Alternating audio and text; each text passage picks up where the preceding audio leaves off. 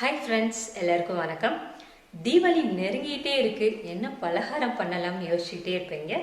உங்களுக்காக நம்ம சேனல்ல தீபாவளி ஸ்பெஷல் பலகாரங்கள் ஈஸியாக எப்படி பண்ணுறதுன்னு பார்க்க போகிறோம். ஸ்வீட்ல இருந்தே ஆரம்பிச்சிடலாம். இன்னைக்கு சுவையான மைசூர் பாக்கு ஈஸியாக செய்யலாம் வாங்க.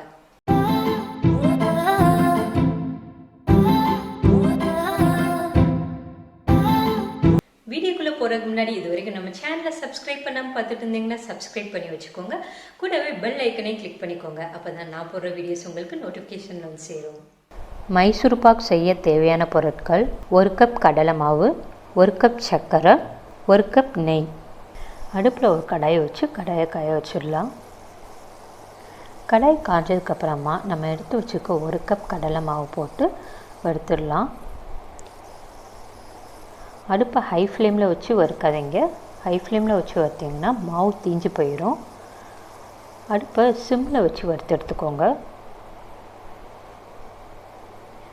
மாவு நல்லா ஒரு 2 மினிட்ஸ் நல்லா வறுத்துக்கலாம்.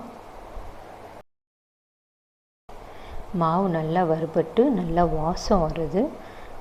இந்த ஸ்டேஜில் நம்ம ஸ்டவ் ஆஃப் பண்ணிடலாம். நம்ம வறுத்து வச்சுருக்க கடலை மாவை ஒரு சலடையில் கொட்டி சலிச்சு எடுத்துடலாம். கடலை மாவை நல்லா சலிச்சுட்டு மைசூர் பாக் பண்ணுறப்ப மைசூர் பாக்கு கட்டி எதுவும் இல்லாமல் சூப்பராக வரும்.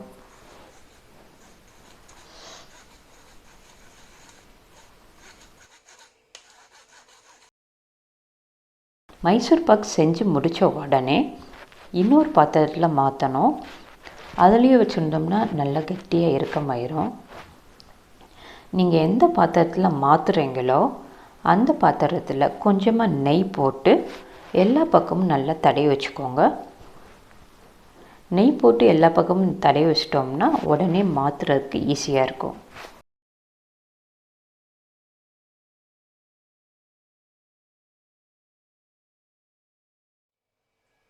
நம்ம எடுத்து வச்சுருக்க நெய்யை உருக்கிடலாம்.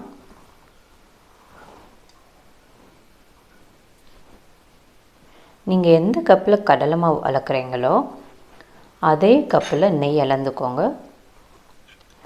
1 கப் கடலை மாவுக்கு 1 கப் நெய் அளந்துக்கோங்க.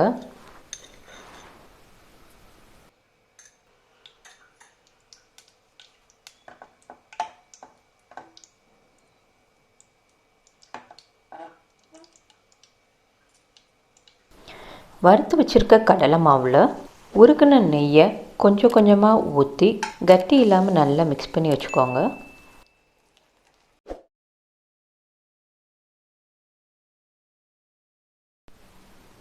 அடுத்து சர்க்கரை பாகு காய்ச்சிடலாம். 1 கப் சர்க்கரை போட்டு 1/2 கப் தண்ணி ஊற்றினீங்கன்னா கரெக்டாக இருக்கும். நீங்கள் எந்த உலக்கில் மாவு வளர்க்குறீங்களோ அதே உலக்கில் சர்க்கரை அளந்தீங்கன்னா கரெக்டாக இருக்கும். 1 கப் கடலை மாவுக்கு 1 கப் சர்க்கரை சரியாக இருக்கும். சர்க்கரை நல்லா கரைஞ்சி கொதி வரட்டும். சர்க்கரை நல்லா கரைஞ்சி கொதி வந்துடுச்சு. நம்ம கரைச்சி வச்சுருக்க கடலை மாவை சர்க்கரை பாகில் ஊற்றி நல்லா மிக்ஸ் பண்ணி விட்டுறலாம்.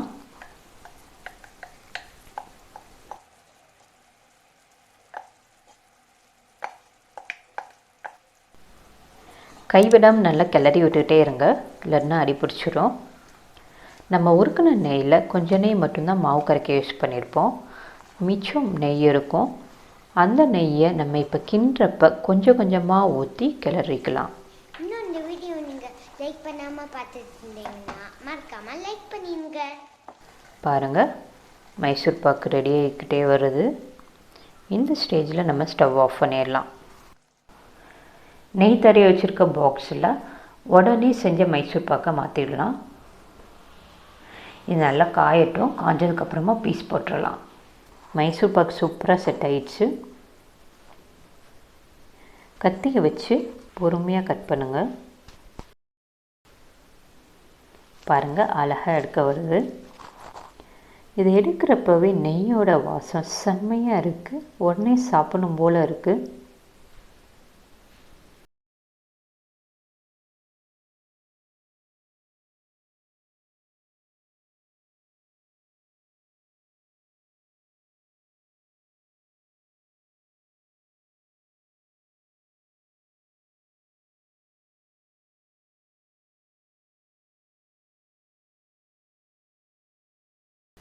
நீங்களும் இந்த தீபாவளிக்கு மைசூர் பாக் ஸ்வீட் செஞ்சு உங்கள் ஃபேமிலியோட ஸ்வீட்டாக செலிப்ரேட் பண்ணுங்கள்.